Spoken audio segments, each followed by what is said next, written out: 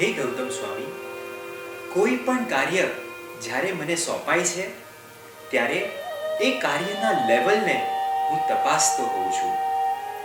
જો એ કાર્ય મારી ડિગ્નિટીને અનુરૂપ હોય તો જ એ કાર્યનો સ્વીકાર કરતો હોઉં છું. આપની વાત તો સાવ ન્યારી છે ગૌતમ સ્વામી. આપને કાર્ય સોંપનાર એવા પ્રભુના લેવલને આપ નજરની સામે રાખતા હતા. આપની એક જ ફોર્મ્યુલા હતી કે જ્યારે પણ પ્રભુ કે ગુરુ મને કોઈ કાર્ય સોંપે છે તેનાથી જ મારી ડિગ્નિટી ઉચકાય છે. બસ આપની આ ફોર્મ્યુલાનો સ્પર્શ મને પણ થઈ જાય તો મારી ડિગ્નિટી પણ ઉચકાઈ જશે, મારી ડિગ્નિટી પણ ઉચકાઈ જશે.